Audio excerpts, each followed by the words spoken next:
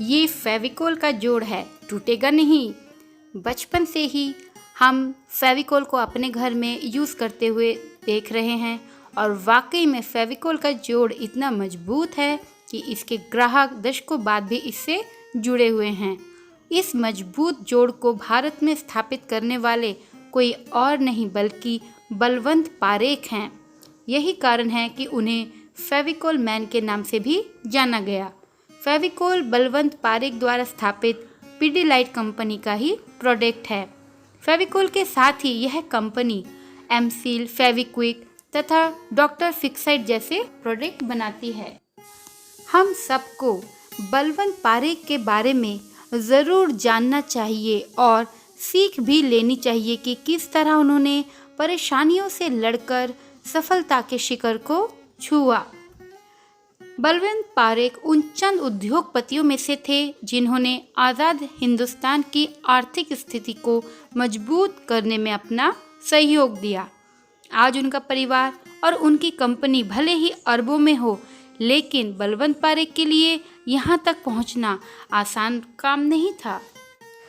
1925 में गुजरात के भावनगर जिले में महुआ नामक कस्बे में जन्मे बलवंत पारेख एक सामान्य परिवार से संबंध रखते थे। बड़े होने पर उन्होंने महात्मा गांधी द्वारा चलाए गए कई आंदोलनों में भाग भी लिया। इस तरह एक साल बीत गया। बाद में बलवंत ने फिर से अपनी वकालत की पढ़ाई शुरू की और उसको पूरा किया। वकालत की पढ़ाई करने के बाद अब बारी थी लॉ प्रैक्टिस की, लेकिन बलवंत पारेख ने इसके लिए मना कर दिया। वह वकील नहीं बनना चाहते थे, बल्कि उनके ऊपर तो महात्मा गांधी के विचारों का रंग चढ़ा हुआ था। उन्होंने एक डाइंग और प्रिंटिंग प्रेस में नौकरी कर ली। कुछ समय प्रिंटिंग प्रेस में काम करने के बाद उन्होंने एक लकड़ी व्यापारी के कार्यालय में चपरासी की नौकरी कर ली। अपनी चपरासी की नौकरी के दौरान कार्यालय के गोदाम में रहना पड़ता था।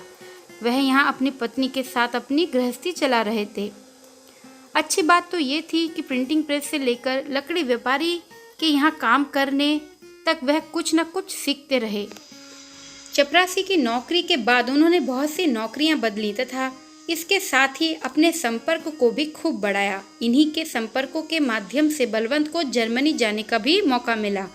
अपनी इस विदेश यात्रा के दौरान उन्होंने व्यापार से जुड़ी वो खास और नई बातें सीखी जिससे आगे चलकर इन्हें बहुत फायदा मिला।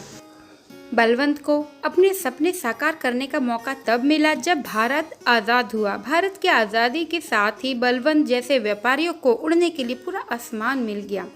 आज़ादी के बाद भारत आर्थिक तंगी से जूझता हुआ अपने पैरों पर खड़े होने की तैयारी कर रहा था। देश के जाने माने व्यवसायियों ने इस मौके का फ़ायदा उठाया और देश में जो सामान विदेशों से आ रहा था उन्हें खुद से अपने देश में बनाना शुरू कर दिया। इसी बीच बलवंत को अपने वो दिन याद आए जब वह लकड़ी व्यापारी के यहाँ चपरासी थे। इस दौरान उन्होंने देखा कि कैसे कारीगरों को दो लकड़ियों को जोड़ने में कितनी मुश्किल आती थी।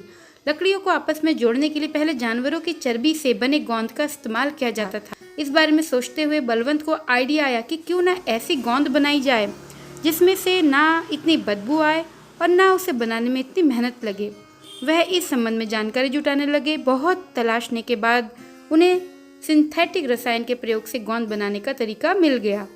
इस तरह बलवंत पारेख ने अपने भाई सुनील पारेख के साथ मिलकर 1959 में पीडीलाइट ब्रांड की स्थापना की तथा पीडीलाइट ने ही देश को फेविकोल के नाम से सफ़ेद और खुशबूदार गोंद दी। फेविकोल में कॉल शब्द का मतलब है दो चीज़ों को जोड़ना। बलवंत पारेख ने यह शब्द जर्मन भाषा से लिया। देखते ही देखते ये प्रोडक्ट पूरे देश भर में प्रचलित हो गया। फेविकोल ने पीडीलाइट कंपनी को वो पंख दिए जिसके दम पर इस कंपनी ने सफलता का पूरा आसमान नाप लिया।